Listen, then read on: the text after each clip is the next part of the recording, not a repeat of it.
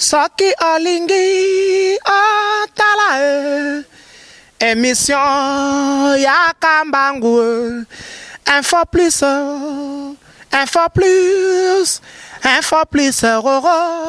aïe aïe aïe aïe aïe na cliquer na koti YouTube na tala info plus pona mona bansango ya miziki ya culture pea makambonyo César kao info plus tala pe mona info plus otala kawa la chaîne YouTube Nabiso Info Plus. Merci na confiance au Bessa Biso. Merci na abonné na Biso nyonso. Merci vraiment na ndenge bozo ko société ko s'abonner vraiment massivement na chaîne YouTube Nabiso Info Plus. Ngawa bino Mustafa Malembe nde na bisa bino bo mesana na ngai ebele pe déjà bandi déjà ko mesana na ngai. Lelo tozana ide tozana na nini na siège ya IDPS toyaki tozokutana na bandeko. Lelo tomeka solo na bango par rapport à actualité. Le président Fachi Azwe Kanyaka il y a 3 millions. Il y a solo to ya lokuta. Na yango to meka ko solo la nande ko moko pe aza président ya parlement debout. Le président Théo na yeto solo la na ye ameka ko expliquer biso soki dossier wana izandenge nini et puis to koloba pe en long et à large ba dossier mususo tozoyo ka par rapport à l'actualité na yango to kopé c'est mbote président Théo. Mbote ndeko journaliste na yo ki mutona na yo par rapport ya 3 millions soit 10 ans au président Félix Tshisekedi azui. Oyebi mboko yo l'air moko biso yango to yebisi bango même ba constitution so baza awake makambo ya cesser les faits totiki. Comme ça tozongeli ndenge tozalara bien à position cadre ceux qui mutoyen na aventure to beti. Parce que le président a eu 3 millions. Quoi, a eu 3 millions pour ça. Alors, il y a combattant, ok, non combattant, tu as combien de Kabila? Tu as voté dans la a eu 3 millions pour Andy Misabino, combattant que les lots beaucoup de cap vers les élections avec ou non machine à voter. Il y a eu 3 millions. Et ça, c'est aventure. Moutalobi bilo kwa neza bokechu. Na yebi comment bokechu vit en Europe. Bokechu a vraiment le rôle à tenter moro boy ba pesa ka mbongo na mboko bokechu afinga mutu nyoso si tozo yebisa bango soki bokechu na finga yo te zala patient kala mingi ta ko finga yo bokechu musala ne yango wana ba pesa ka mbongo afinga abatu bokechu za sunani bokechu ayebani wa musique même abeta awa na mboko o yebani ya malonga mais tu es bien tant que combattant bokechu za combattant te akenda marche nini to yebi ba marche belé. Oh, ça y est, madame Moko, beaucoup de gens qui ont marché. Beaucoup de gens qui ont combattu, aza neka opportuniste, aza mutumoko zo luka mbongo au finga boazi mbongo. Yena sankara de kunta ne moko. Donc, beaucoup de gens rose à la awate, tozo beta masola intellectuel, bato bakenda chiki, bato bo bazo raisonner, to notanga bokechu. Bokechu c'est du n'importe quoi, biso UDPS, to occuper bokechu te mais tozo bi sabana poto, tozo bi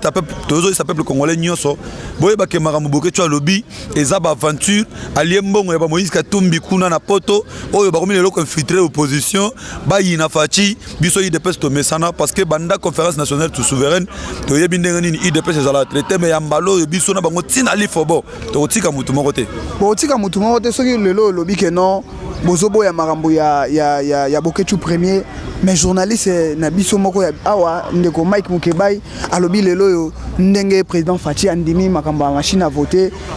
Tout qui n'est pas en élection, c'est qu'à trahir la population. Mike Mukeba il peut azoko ça.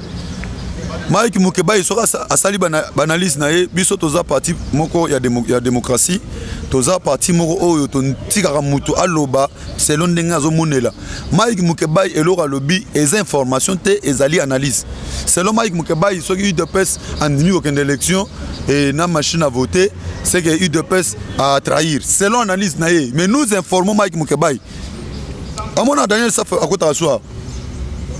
Mike Mukeba face ayeba que biro musu baloba ndire ameli masanga langwe loka ba ministre la Kabila avant ba sala interview ba mela ba liqueur ni makasi nde Mike Mukeba ya komoloba so que za conception to analyse naye a chango na cadre analyse les informations te chango na cadre les informations te so qui est azom mécanisme UDPS je crois que Mike Mukeba a reçu réponse président Félix Tshisekedi il faut boya d'abord fonctionnement ya UDPS Mike Mukeba azali journaliste alobelaka ba parti politique na bango ya ba maleto tant soit bi fonctionnement il y a eu de PST. UDPS même Tshisekedi azala contraint à la volonté de la base. Même Tshisekedi awana kota la base linginini soki na lobi boye est-ce que base kondima vous croyez que Tshisekedi Félix ndenge bozoloba ou tous mbongo tout ça bon mbongo wana biso UDPS tondima n'importe quoi te soki azwi mbongo c'est azwi mbongo mpona ye moko mais akoyebisa ngo combattant ndima te soki omoni position ya ke tozokende na élection avec ou sans machine parce que toyebi secret aux anase toyebi ndenge tozobenga na Kabila bato bazo encourager kokende ko boycott ya élection bazana carnet na bango na se biso to sito yebi yango biso to lobi pas de dialogue na Kabila to lobi pas de transition avec Kabila biso tozo kende élection na article 64 na poche avec ou sans machine Kabila mera ko tricher po to yebi na biso ka ko tricher so ka tricher c'est à ce moment là que le détonateur sera déclenché détonateur pour to bengane na article 64 a ozalata na une minute te après le 23 babilo koma mukebai batindele mbongo et pas Moïse Katumbi bango nyonso toyebi nde bazwi bambongo Moïse Katumbi atini mbongo awa batuka informer biso na cadre moko ya munene ya UDPS Moïse Katumbi akomi ko fabriquer Martin Fayulu moko boye candidat unique problème mosusu tonga totuna lelo ndeko Moïse Katumbi oyo aza parmi bale ya opposition dossier nini akomi nango lelo na ndeko Félix Tshisekedi problème ya Moïse Katumbi yango oyo baza prêt à kopesa Kabila même 5 ans il y a transition mais en échange bandima Katumbi azonga awa mbemba azonga awa bazonga na processus na transition wana bacha bango ba ministre d'état boy na boy biso peuple congolais toza awa te po toza la observateur ndeti ba spectateur toyaki kotala Moïse Katumbi na famille na bango tout ça toyaki kotala Fayulu toyaki kotala Kamere toyaki kotala Ndaka la ba mende na ba mususu na ba bosha bete biso to lobby élection donc Kabila n'a pas d'explication à nous donner le 23 décembre nanga chaki munoka machine to timbeli machine ngo nanga yaka total soki machine ngo ko ya awa poto sa l'élection mais le président Théo dossier monsieur ezali que na ba réseaux sociaux etala mboli que UDPS et boyko signé pour la marche à le 26 mais bino moko awa tozo ka que bolobi que bo signé aki dossier ngo eza ndengeni ndeko nangai UDPS toyebi ke ba parti politique ebele ba yina biso awa problème eza ba yakina eloko na bango wana piège na bango wana ba yiko tendre na secrétaire général ya UDPS mwana mboka Jean Kabunda si toyebi bango na mboko oyo soki bango wana muto atikala na responsabilité lokola o Kabunda atikala nango oyo après lui Tshisekedi balinga ba résister te mbongo ba otanga o ba pesi 3 millions mais Kabunda a réussi ici avec plus de 5 millions de dollars oyo UDPS toboya vous croyez que Félix Tshisekedi lokola bozo profiter d'éducation ne malamu ya mwana limité aswa na raté afinga batata batute afinga baninga te yango wana bakomi ko profiter ata ya koloba te biso to lobby c'est le fait abupia biso ya maloyo eza to betaka dossier ozoloba ya mama marche to signé te mais au moins que bato baza aventurier quelque part il faut to la rappel mo sincère bayaki na lettre na bango awa biso to solo ina ba konzina biso lettre ba ina lettre to signé yango qu'est-ce qu'il voulait lettre ya liboso secrétaire général adjoint Gibao a signé ki bandimi lettre ya mibale mwana mboka Augustin Kabuya a signé OT bakamati lettre wana bakena ngo kuna babwakisi yango basali lettre mususu mais na lettre wana mususu basali baké pesa kuna hôtel de ville muto a signé pour na compte ya MLC zanen si eza fidèle babala ye pas secrétaire général adjoint ya MLC sur oh ya biso Augustin Kabuya signé le secrétaire général adjoint il y a eu de presse baboyi ozomona ke batouana ce sont des voleurs qui étaient venus ici avec des carnets oh bayaki nango pona ko piéger UDPS yango to lobi to tala bango ka le 26 botala bango contradiction ngo eza par rapport ya nini o éclaircir bato ntu ba Hollanda biso pa na biso wana info plus ba yebeza pona nini wana mais d'abord eloko ya liboso to déjouer carte na bango to signer lettre baboyi ko présentant un hôtel de ville bagayi ko présenter deuxième lettre o ba signer ki ba che signature ya UDPS pour na ko discrédibiliser toujours UDPS na kati ya opinion alors biso to lobi non ndoki soko monié il faut belela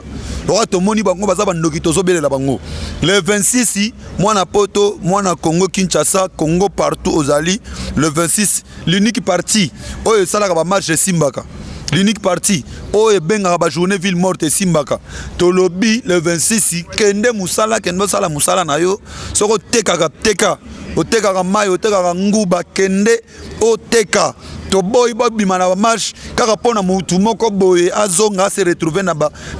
ambition na ye to mbemba to Moïse to boy yango biso so marche to ke na marche o to yebi ke non peuple congolais zo se retrouver le 26 misala ezali bogende misala bogende osala misala biso UDPS to za na ba parlement debout na biso tongo pe pokwa makambu kitoko donc le 26 eloko moko te ezali kopwane ezali que bakende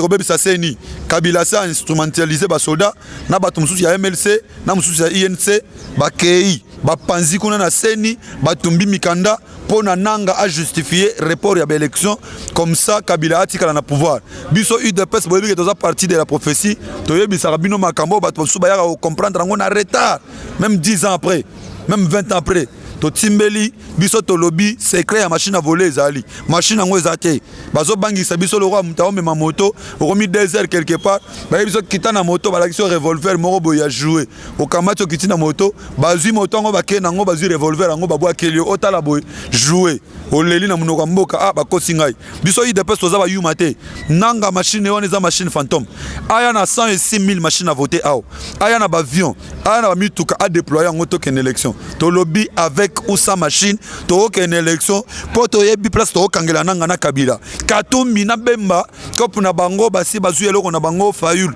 bakomisa ye na ni candidat unique de l'opposition ba ken Afrique du Sud et aussi là le 24 mobilisation ya marche monsieur ya conclave wana toyoki keno ba opposant bo wana conclave IDPS c'est la partisan toza na choité bato wana baosala ki camaraderie na bango na président Félix Tshisekedi biso UDPS to lobby eza distraction ba prometa ki biso awa na triomphal que non vers les 15 candidat unique déjà ba obimisa les 15 ango candidat unique de l'opposition les 15 bima est-ce que candidat unique nganga bima bango ba kondima tala caméra boya Tshisekedi Fayulu akeko yebisa caméra ke tondima biso nyo soto saligné derrière Tshisekedi so Tshisekedi azui akocha au premier ministre caméra vidéo ezali a répondre Fayulu que pourquoi pas Tshisekedi mon premier ministre caméra président Tshisekedi premier ministre de caméra mais l'autre fois attendez soki caméra ko boya Tshisekedi le père vous croyez que caméra va accepter Félix non to sito yebani l'autre fois zalaki awa alobaki asala ki interview alobi que non azo soutenir que ni candidature unique ya opposition azalaki apana bino traîtrise toki caméléon ya caméra ezala su ya ko démontrer une opinion caméra peut vous dire A le matin et le soir il vous dit B il peut vous dire blanc la nuit et pendant la journée il vous dit rouge donc biso caméra to yebi que c'est un traître autre chose allait passer jet azala soka ya awaloka mutu malamu ba okende kuna ba kutana ba cop na biso to boyi donc cop eza soutena bango ba kende kuna na président ba solola o ba solola candidat unique de l'opposition ou pas d'ailleurs mutu azobimisa vrai candidat unique de l'opposition eza opposante biso UDPS to yebi que candidat unique de l'opposition eza candidat oyo azali ya peuple congolais ba na meeting iguna kasi congolais a réclamé candidat moko boyebi ete quand le peuple congolais a réclamé qui Félix Tshisekedi comme candidat unique to commun du peuple congolais makambo ya candidat unique de l'opposition si to boyango tozana makambo ya candidat unique du peuple congolais donc kuna bakutana ba solola mais to yebi si président na biso azala vigilant parce que kuna conglomérat wana o bazo bengisa ye eza conglomérat des aventuriers donc président azala souple kuna côté ba okende biso IDPS c'est le fait et c'est sili donc awa toza suna mba français belé te bemba Moïse Katumbi to yebi ke bazo préparer makambo na bango pour ba trahir président Félix Tshisekedi toza sous pour na bango te biso to lobby avec ou sans machine to aucune élection pour le 23 décembre to tourner pas Jacques Kabila si o bango bani ba biso sous 2 ans 3 ans de transition est-ce que bato bongo ya on a une question ba yebisa biso entre mutu oyo alingi 2 ans ya Kabila ya transition comme ça bazongi sa bango ba comme ba ministre d'état na mutu oyo alobi le 23 décembre Kabila ko bikate toke une élection soki a triché peuple to bimi libanda to bengani bato wana mibale nani a trahir ML Sazoloba ma machine à voter mais tous à la claire ngana za na Twitter ya mwana ya Jean-Pierre Bemba Andi Bemba Bemba auto postulé aw mwana wana côté la machine à voter na rola ki somme ma première mission na Twitter na enregistrer ngo Eve Bazaiba l'air Bemba azo postulé kuna azo s'enrôler a pesi candidature na kasi F Bazaiba auti ko loba peke machine à voter wana eza problème te nous sommes sûrs de notre popularité tozo ken élection le col ba écarté bango ba comme une perte de vitesse so IDPS loba te biso toza na ba réalité même ba ye moko aye ki chassa aw azui carte d'électeur akei ko voter na machine wana l'air azo voter abimi libanda asali ba interview mususu alobi lo machine a voter te ake poto na meeting ya kuna na triomphal na téléphone yaza na poto kuna komi wono ndenge za boy combattant machine wana kutu na salaka 6 minutes mais yo zala na Kinshasa aw il faut loyer bisa biso to tomboka moko ba yebi faiblesse ya parti na bango ba uti ko longole awa tuma ba militant na bango bazo tomboka na kati ya ndako ba ko bimisa mutu libanda te MLC atikala ko ata journée ville morte ya pamba atikala ko simbate ba yebi il dépêche bien ba yebi c'est pourquoi nous disons ce n'est pas un vieux lourd un vieux singe qu'on apprend les grimaces. Donc biso IDPS tozo ko banga mutu te basanga na baya biso to ke na ndenge na biso élection ou rien. Donc to banga ni mbemba banda na yeba Jean-Pierre Bemba na mona yeka na mundu kazo beta obo ma congolais. Mais na marche pacifique na mona yete Bemba ya zo linga diriger Congo. Tata na nga ebite ke batikela société mbatata na bango awa ko yaka. Donc nous ne sommes pas là pour accompagner quelqu'un. IDPS c'est ko servir sous mutu n'escalier. Les erreurs du passé nous ont permis de corriger les erreurs ya mikolo. Donc ndengeza boyeto kende takinga vers les élections avec ou sa machine à voter toyebi makambu tozoloba oza awa na mboko yo le 23 décembre bopesa biso raison. Le 23 décembre topesa bino raison président yo tolinga tozo minute mingi te ota la caméra na biso na chaîne YouTube na biso Info Plus s'adresser na bato nyonso yo pour na ba spéculation nyonso ndenge répondre biso mot de la fin no gozalanini et puis numéro de contact na yo o s'adresser pa na biso. Merci bana poto bana Congo mobimba place Bozali bandeko ya Info Plus vraiment na remercier bino parce que bozana souci opinion ezala éclairé na ba buzo ba o ezolobama toyebisi d'abord Bokechu na mbongo autai kozwa pona ko créer montage na ye toyebisi ke yeza na poto mais aye ba ke famille ezala na Kinshasa mandat d'arrêt international ce que était biso a to lancer avis de recherche opération toyebi ndaku aussi to bombela ki ba kabiliste ti bazolongwa awa to kanga bango na bandaku na bango yeba ke opération toyebi ndaku kombo ne koti na liste diaboliser ngo lingi ko diaboliser mais poids politique na yo za muke même na musique ozalaka leader te toyebi yo za illettré toyebi yo Bokechu au mona biso na poto te biso to bunda awa nde donc ba rumeur wana olinga ki nde to diaboliser opinion toyebi so ke simbite tozo yebisa bana poto bana Congo mobimba ke IDPS parti du peuple et kotikalaka ko trahir mémoire ya Tshisekedi te pe ya ba congolais nyonso o bakufa depuis ces 36 ans de lutte te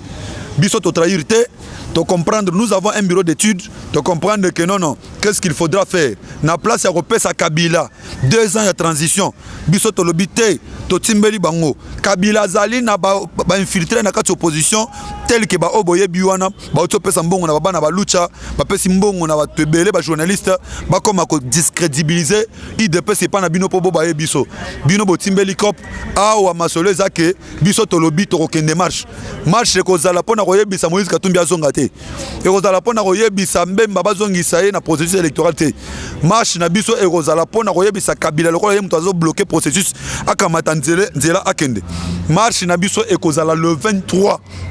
to bimalibanda to sala élection to zuba PV nyonso to zongi to bandi ko sepela victoire nanga soka meko kosa na liboma oh no ndakala muto a gagné mala moko peuple congolais nyonso biso tout kozana na balabala na moment wana pona ko benga na Kabila parce que azana droite même il y a 2 minutes to 1 minute après le 23 décembre donc ba o bazoloba to que na transition boyebi bango Moïse Katumbi Jean-Pierre Bemba Vital Kamerhe ba Martin Fayulu tous ces gens vraiment toza désolé ya ko apprendre que bozo linga to que na transition na Kabila bolingi peuple congolais te boza bandoki ya ba congolais vraiment to landela bino na opération to yebi ndako bino pe ba komona bino ekota na liste. Merci journaliste. Merci Wane Zalaki président Théo il y a parlement debout il y a Zando ezalaka na adresse Bokassa Dimare Bokassa Dimare tozali na croisement ya avenue Bokassa et du marché contact na biso oya rolinga azwa biso rolingo mo na biso na bilili vraiment contacter bandeko ya Info Plus mais contact nanga ezali plus 243 89 72 77 443 donc na bandeli plus 243 89 72 77 443 place nyonso ozali na Poto, na Londres, na France, na Belgique. Bo soutenir œuvre Oya Etienne Tshisekedi, opération $1 bozanga te to sombela fachi hélicoptère na yemoko pour na campagne. Vraiment bo cotiser, bo sunga biso na auto zo sala, oso zu émission oyo. Ato rotindele biso soutien na yote, mais zo émission oyo partager ta na 5 Congolais ya pamba. Partager batubaye ba vérité, UDPS toujours à côté du peuple congolais. Toko tikela ko servir libumu ya mbemba te ya Moïse Katumbi te. Merci na bino nyonso, mikolo malamu epa na bino. Wana ezalaki président teo ya parlement debout nga mpe nakosi sabote sans que na remercier bao ya ngai ya liboso eza mon 2G mon papa Lukman Moudingumba, merci papa, le vieux Babi Mboli agence Badem Oversi na Belgique wana, le boss René Mikobi agence Troïka na Ribrabant numéro 3 na Bruxelles, na maman Marie-Madeleine Madilou na Suisse, maman Bijou Monsidor, artiste Guilembe Yana Soudaf, Djikembe qui le jeune millionnaire, na mon vieux Irma o DI Justino ye aza mission chrétien azalaka na Brésil na album na Yasika Maranatha, et puis maison d'habillement Mohamed Biaki, oncle Nanga Eric Makiadi, petite sœur propre Katia Mabeka, la star Kayen Diamant Vert de France, il y a Jolie Mabeka, il y a Moustapha Kobange, HM, Henri Modogolongo, le motivateur, les Canadiens, petit frère propre Kalouji Konde,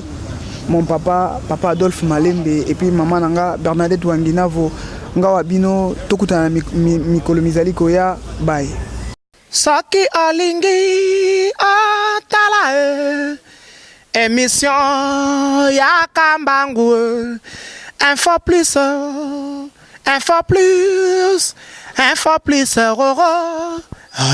aïe aïe aïe aïe. Na cliquer, na koti YouTube, na tala info plus, Pona mona bansango ya miziki ya culture pea makambonyo César Kao info plus tala pe mona info plus otala